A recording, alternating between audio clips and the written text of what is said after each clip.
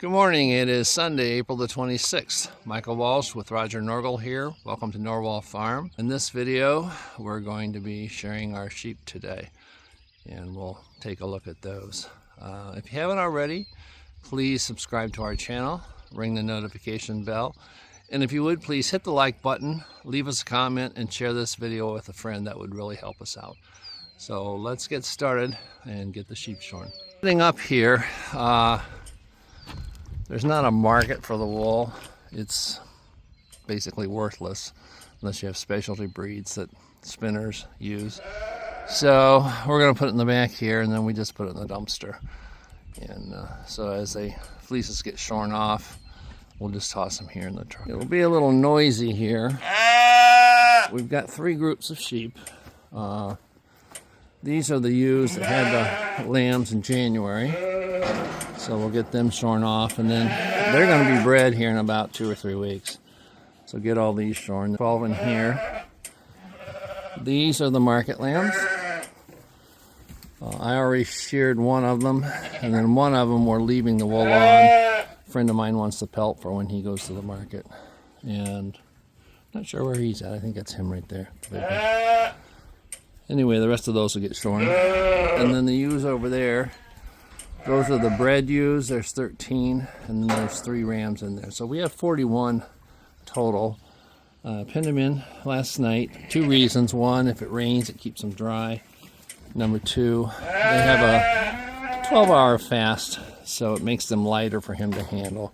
No food or water, and it doesn't hurt him to be fasted overnight. It just makes him noisy. So he should be arriving here. He's supposed to get here about 9 o'clock. Get set up and get started at 9:30. Our sheep shearer arriving in style. He had car trouble and had to bring that Miata. But there is absolutely no reason why you can't put them in a stand and just shear them that way. And the only thing for me with a stand is it's hard to get like in the armpits and the belly. Belly, yeah. But those are also, when you go set it in abstract, those are the parts of the sheep that they really don't matter that much. Right, they throw it away. The wool's crap, you're not using it for anything, you usually chuck it, so it's like, I do it this way because, this is the fastest way. Yeah. Well, we're here with Rich Hawthorne. He's going to shear our sheep. Say hello, Rich. You're on YouTube. At last, my right arm is complete again. So, about probably 2 hours will be done. Maybe. We'll see. But here we go.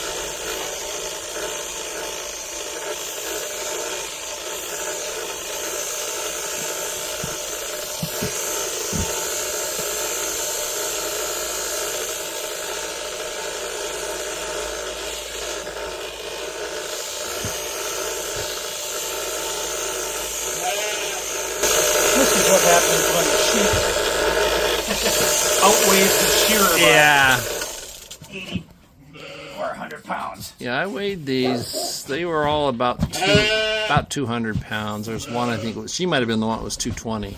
But she's not thrilled by this. Yeah. And I'm having trouble hanging on to her because she is really wiggly. Okay. There you go. You stay there. Okay.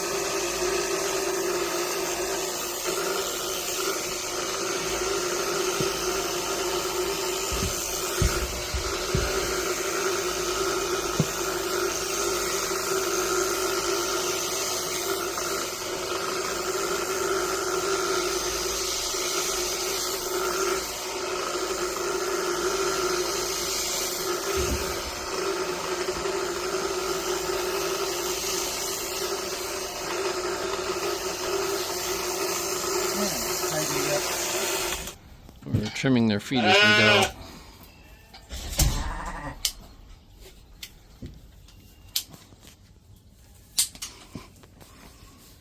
Getting a decent start. We had one escape on us. That's why I left this other gate shut in case that happens. So we'll get her back in and do her. We're now shearing the pregnant ewes and rams. You can see the ewes are just starting to develop a little bit of udder. And they're due to lamb in about 30 days, 29th of May. So glad to get this wool off of them. Finished shearing yesterday. It took a while. Those are big sheep, but did a great job. There is no market for the wool, so we just put it in a dumpster. So this was from all the adult sheep. The lamb wool is still down there. I'll have to bring it back up. There were 4 fleeces a friend of mine wanted that she's going to take them and have them cleaned and spun, so we saved those out for her. So we'll get this unloaded and get it in the dumpster.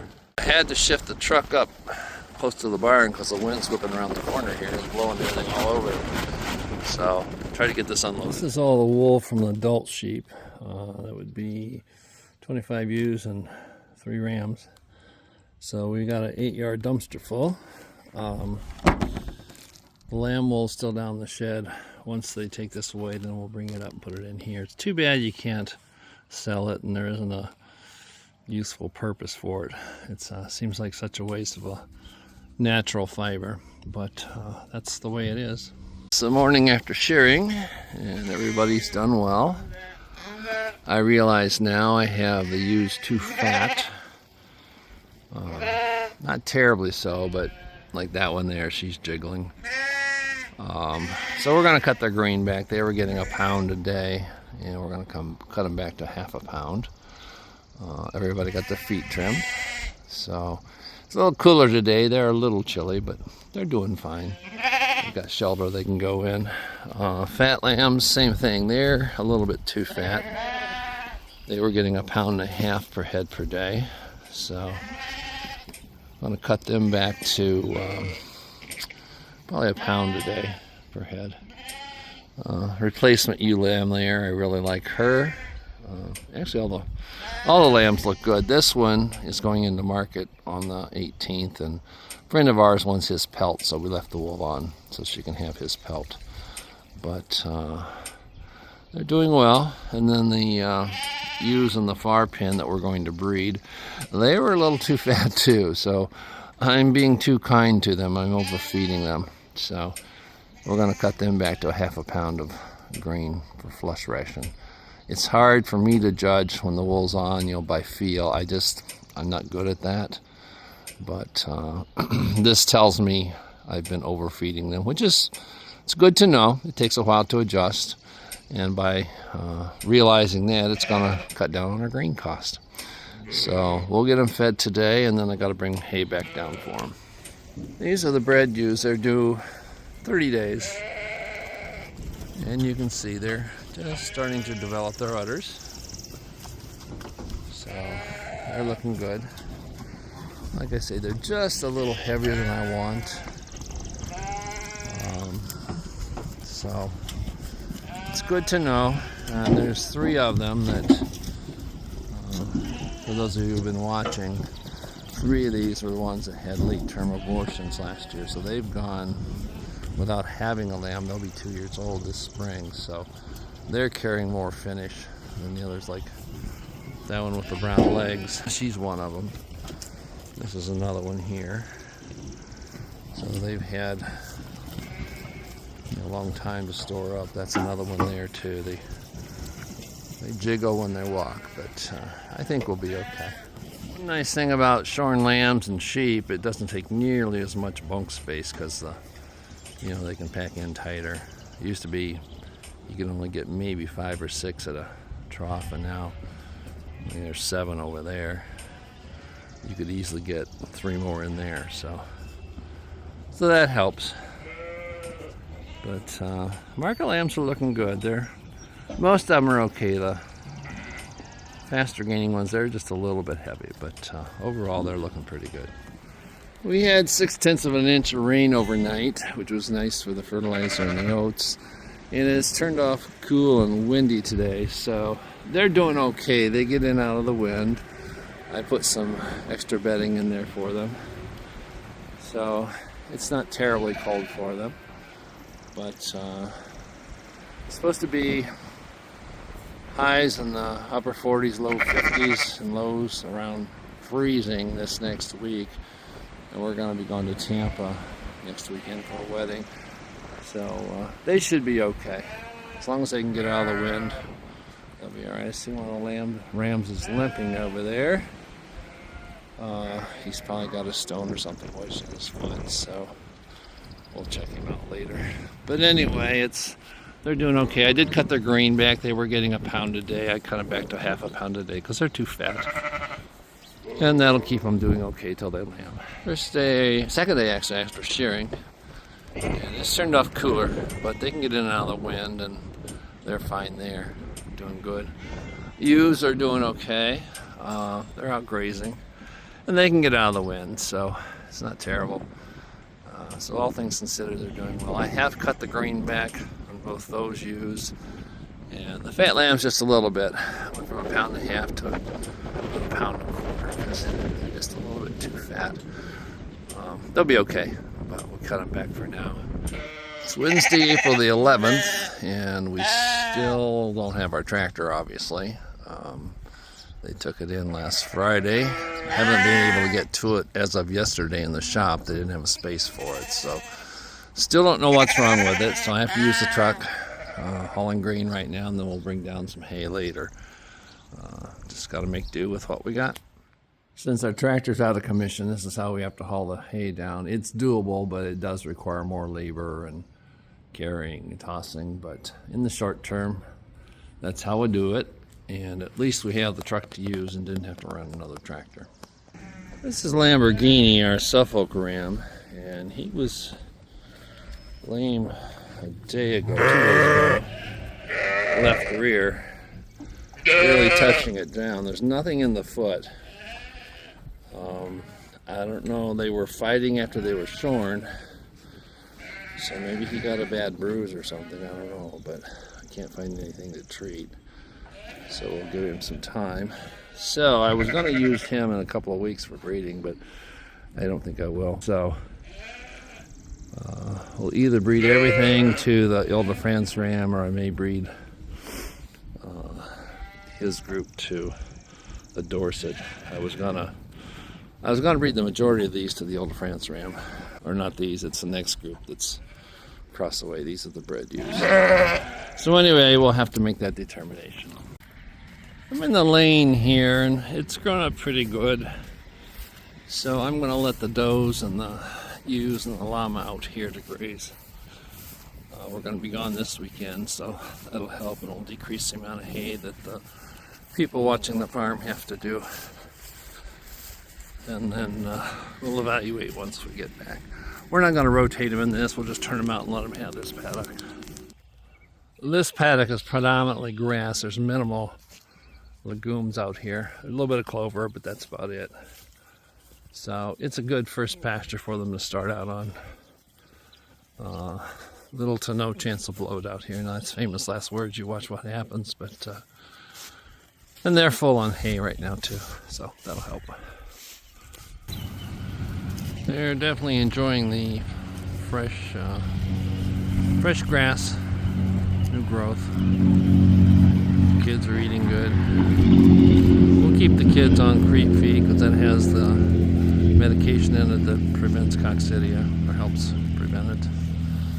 Ewes are eating good too, and this will actually serve as a flushing diet for them. You just want them in good state of nutrition, increasing plane of nutrition, so this will work good. This is the fence line we first sprayed, and you can see it's all dead. So that's the way we like it. I've got to finish the rest of it. We got the wetlands to do yet, and then the paddock up there around those trees, and then all the fence that goes north. So we got several days yet, but it's been raining now, so I haven't been able to get to it. So it's turned out to be a decent day today. It got up into the mid 60s and sunshine in the afternoon, so that's much better for the sheep. So this will be it for this video. Thanks again for joining us at Norwal Farm, and we will see you again next time.